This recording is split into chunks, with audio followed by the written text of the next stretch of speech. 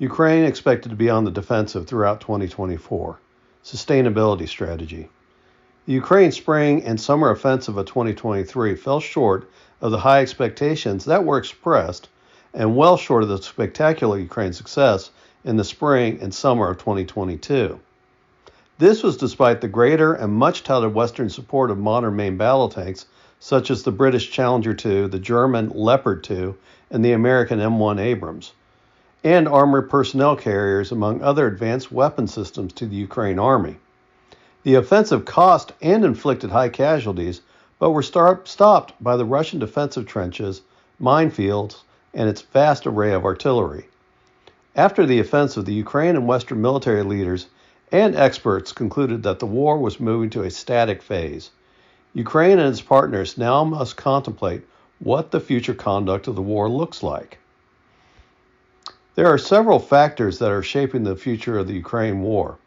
The West's support is being scrutinized by governments after the failure of the Ukraine offensive. The NATO countries are openly discussing the possibility of a war with Russia in the next 10 years, so they not only need to think about Ukraine support, but support of their own armed forces buildup. This is especially true in Western Europe, where many of the countries have allowed their military forces of the Cold War to decay due to lack of funding caused by shrinking defense budgets of the peace dividend. The West does not have the capacity to fully fund the Ukraine war above 2023 levels and invest in their own armed forces. The other factor is that demographic challenges compared to Russia, with Russia having a GDP that is 13 times greater than Ukraine's and a population 3.5 times greater than Ukraine's. Russia has converted to a war economy with 40% of its GDP now supporting the war in Ukraine. This indicates that Russia is planning to sustain the current war effort for at least a few more years, if needed. Ukraine cannot match this Russian output, but with the West providing both military and governmental support, including a social safety net to maintain domestic order, Ukraine does not have to match Russia's expenditures on its own. Manpower is a different issue. Because NATO is not committing ground forces to Ukraine, Ukraine has no hope of matching the Russians in the long run. The demographics alone, when Western aid is shrinking, means that Ukraine war strategy must change when compared to the 2022 and 2023. The National Bank of Ukraine forecasts that the hostilities in the Ukraine will extend into at least early 2025.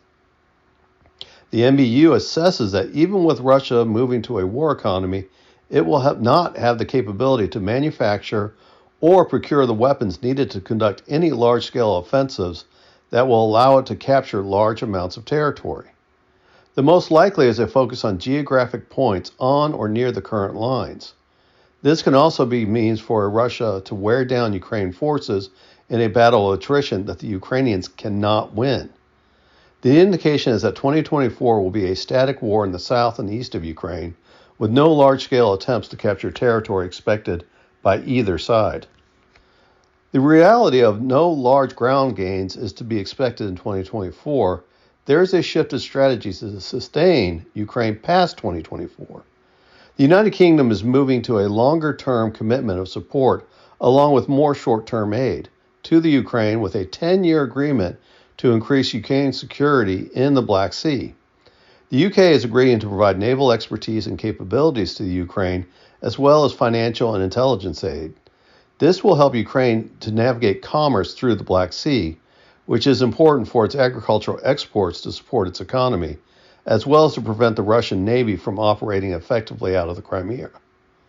The U.S. is also considering Ukrainian sustainability by pressing the Ukraine military to remain on the defensive throughout 2024 with the intention of not planning or funding any large-scale offensives to retake lost territory, but also has not given up on any large amounts, but will not give up any large amounts of territory either. The U.S. strategy is to be able to put Ukraine, with its demographic disadvantages, on a stable war footing for the long run. This means no more wastage of personnel or military equipment on an offensive against formidable Russian defense lines. The Ukraine has already started building up defense works now facing the Russian lines that mirror the Russian defense works. The U.S. is also moving to its own 10-year agreement with Ukraine.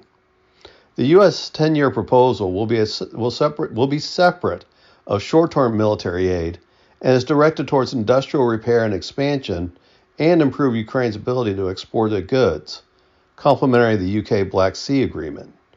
The other part is to help fund Ukraine integration with the West, which would be assumed around banking and governmental regulation reform, and will intend to integrate the Ukraine armed forces to work with NATO. The State Department also wants to codify the 10-year proposal so that it cannot be unwound by future administrations.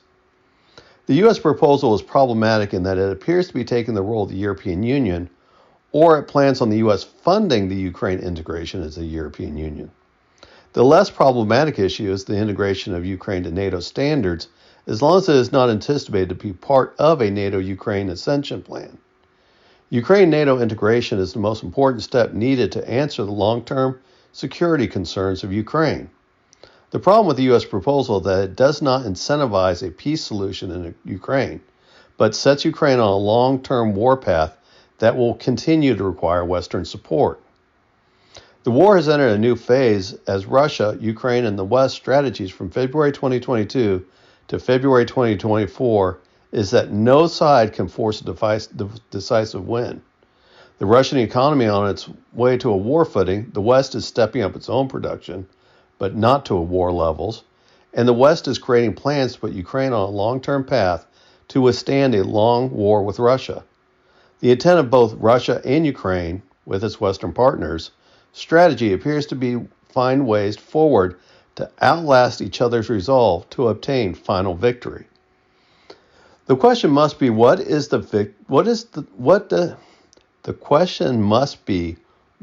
victory to the West, Russia, and the Ukraine look like? The final victory cannot be a stalemate through 2024, 2025, or even 2034. Unless NATO chooses to get involved into the war directly, Ukraine will not have the strength to recapture its lost territory, and Russia will most not likely be able to force Ukraine out of the war with current commitments of Western support. What is the purpose of continuing a war that has no prospect of victory without NATO direct involvement? The shift in strategy of a long-run sustainable strategy with no intent of military victory will continue to cost Ukrainian lives at the foregoing of a negotiated peace. The result might be a new Cold War in Europe with the Baltics and the Ukraine as the new flashpoints in the 2030s, but perhaps negotiating an end to the war will allow time and space to return stability and perhaps diminish chances of a future war. Anything short of evaluating the current strategic situation and the prospect of peace as it is today, or how it will be by 2025, raises the question if the war is not really the end goal.